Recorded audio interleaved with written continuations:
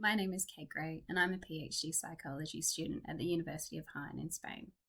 My research centered around gendered violence and sexual violence facilitated by technology. The focus of this video is technology-facilitated sexual violence, specifically the need for adequate psychometric tools to evaluate and understand attitudes towards this type of violence.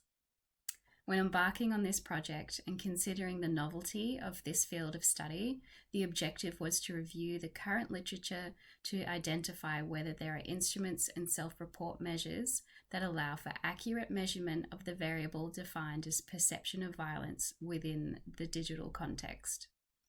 Throughout the video, I will provide you with a brief overview of tech-facilitated sexual violence, the effect it can have on victims, including secondary victimization, and the role societal attitudes can have within this.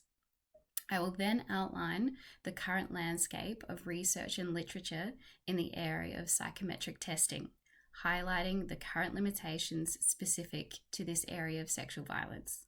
Finally, I'll discuss the importance and potential benefits the development of adequate tools will provide. So, what is technology-facilitated sexual violence? It's a type of sexual violence which involves the use of digital devices or media to inflict harm. It's increasingly frequent, occurring in explicit and subtle manifestations, which have evolved alongside modern technology. It includes behaviours such as image-based abuse, the taking, sharing, or sending of intimate photos without consent. Think revenge porn or unsolicited dick pics. Sextortion, threats to publish sexual content or private information, and online sexual harassment, such as unwanted sexual comments or inappropriate memes, and so on. More recently, we have seen the use of artificial intelligence as a vehicle for tech-facilitated sexual violence. Known colloquially as deepfakes, referring to the difficulty in identifying the falsity of the content, it's where sexual content has been created by AI or similar programming using the likeness of the victim. There have been several notable cases of deepfake pornography in the media depicting celebrities, as well as reported cases of AI-generated child sex abuse material. There are also instances of the use of software for monitoring or controlling behaviours, but this falls outside the scope of this project, more fitting with intimate partner violence rather than sexual violence exclusively. Considering these behaviours I've described, we can see that tech-facilitated sexual violence has demonstrated itself as a separate construct from in-person or contact sexual violence, as well as from cyberbullying. Similarly, though, it is considered to be a gendered violence. While there have been many studies which have shown similar prevalence rates across gender for victimization, see for instance Powell and Flynn's 2023 gendered analysis on a survey of Australian adults, what is evident is the differences in victim consequences, with female victims experiencing a higher degree of harm as a result compared to males.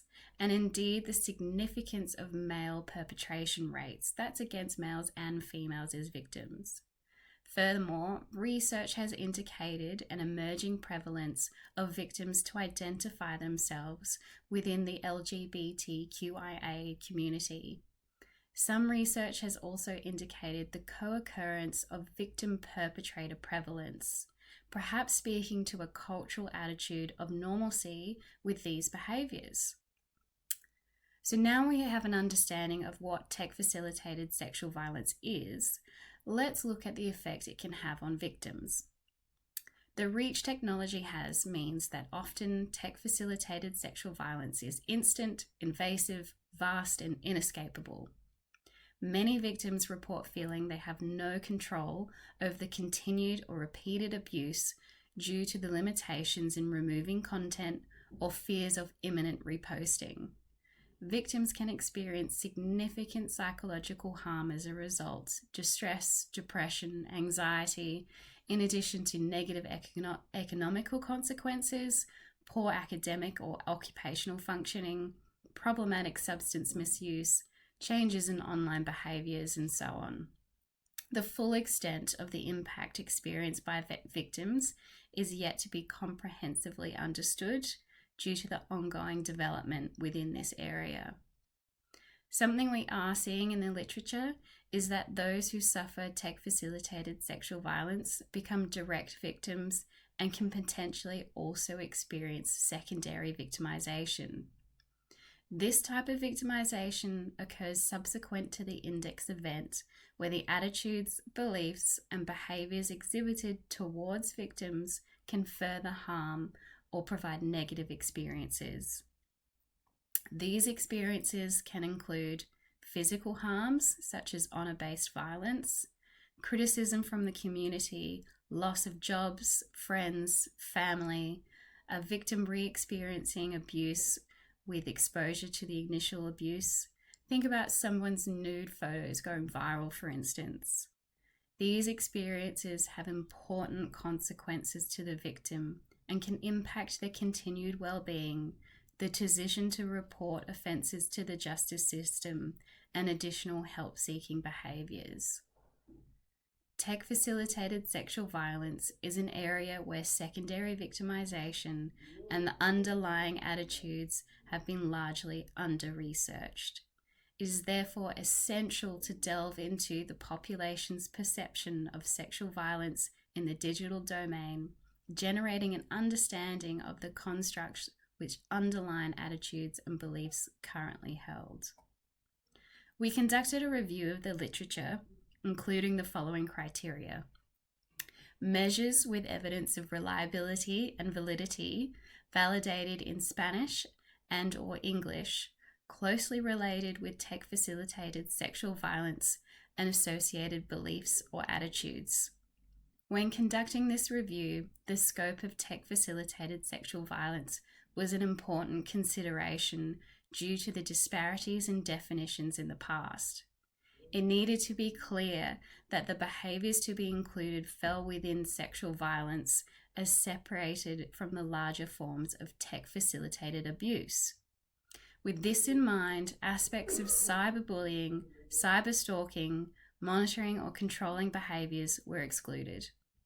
What we were looking for more specifically was a tool which captured the range of behaviours within doxing, image-based abuse, online sexual or gender-based harassment, sexual exploitation, as well as the attitudes, beliefs, or acceptance towards these types of violence. The results showed that fundamentally, tools in the area of tech-facilitated sexual violence are present. However, there are significant limitations across several main areas.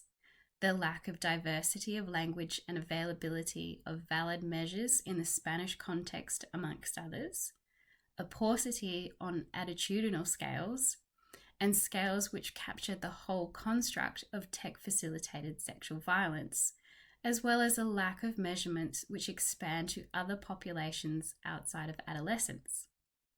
What we are seeing currently in the literature are tools which focus predominantly on measuring prevalence of victimization and or perpetration.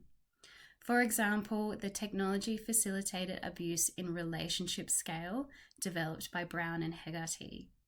Like this scale, many are constructed within the framework of relationship or intimate partner behaviors.